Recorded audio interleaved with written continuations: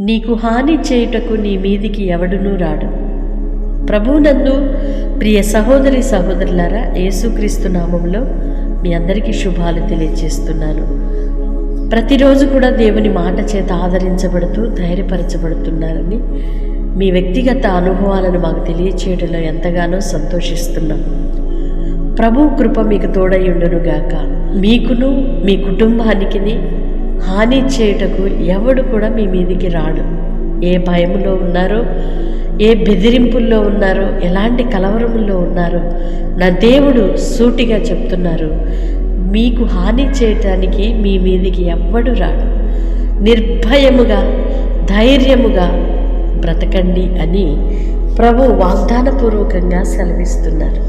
కొన్ని సందర్భాల్లో నిర్హేతుకంగానే, కారణమేమి లేకుండానే ఇతరులు మనల్ని ద్వేషించడం, మనకి హాని చేయి చూడటం, మన కుటుంబాలకు నష్టం కలుగు చేయడం, మన ఆత్మీయ జీవితానికి హాని కలిగించటం జరుగుతూ ఉంటాయి. దేవుడు ఆయన కృప మన మీద ఉన్నప్పుడు అవన్నీ కూడా వెనుకకు మళ్ళీ వారు చేసిన కీడు కూడా మనకి మేలుగా మారుతుంది. ఖచ్చితంగా దేవుని మాటను మనం విశ్వసించిన ఎడల నిశ్చయముగా అట్టి కృప పొందుదుముగాక. ఇతరులు చేసే హాని, కీడు కల్పించే అపాయములు కూడా మనకు దీవెనలుగాను, మేలుగాను, క్షేమముగాను మారుతాయని దేవుని వాక్యాన్ని బట్టి విశ్వసించుదుముగాక. మీకు హాని చేయడానికి, మీకు కీడు కల్పించడానికి, మీకు నష్టాన్ని కలిగించడానికి, మీకు మీ కుటుంబాలకు మీ చేతి పనులు వ్యాపారాలలో నష్టాన్ని హాని కలుగు చేయు ప్రతి దురాత్మ కార్యములన్నీ కూడా నా దేవుడు తొలగించునుగాక. మీకు నష్టాన్ని కలిగిస్తున్న ప్రతి విధమైన సాతాను క్రియలన్నీ లయపరచబడునుగాక. ఆమేన్. పరిశుద్ధుడైన దేవా, ప్రేమ కలిగిన తండ్రి, మీకు స్తోత్రాలయ్యా. మీకు హాని చేయడానికి ఎవ్వడూ మీ మీదకి రాడని వాగ్దానపూర్వకంగా ధైర్యపరిచినందుకే స్తోత్రాలు. నీ బిడ్డలు ఏ భయముతో ఉన్నారు, ఏ కలవరముతో ఆందోళనతో ఉన్నారు, ఎలాంటి బెదిరింపులతో ఉన్నారు, నీ పిల్లలకు నాయనా కీడు, హాని, నష్టము దూరమగునుగాక. మీ కృప కలుగునుగాక.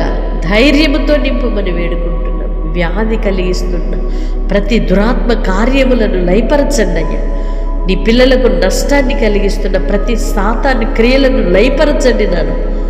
వారి ప్రాణాలకు కలుగుతున్న ఇబ్బందులు, ముప్పు అంతా కూడా తొలగిపోవునుగాక.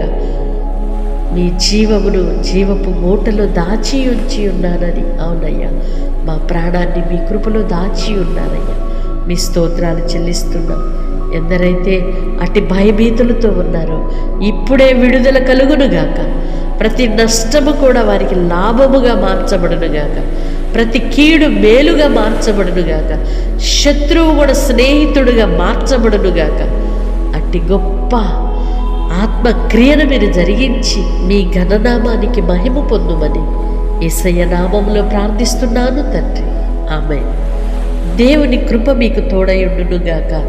మీకు కలుగుతున్న ప్రతి నష్టాన్ని నా దేవుడు లాభముగాను, మేలుగాను, ఉపయోగంగాను, ప్రయోజనకరముగాను చేయునుగాక. ఆమేన్. వాగ్దానము రిసీవ్ చేసుకొని తప్పకుండా ఇతరులకు షేర్ చేయండి. ఈ పరిచర్యలో పాలిభాగస్తులుగా మార్చబడండి. ఆయన కృప మీకు సమృద్ధిగా నిండారులుగా కలుగునుగాక.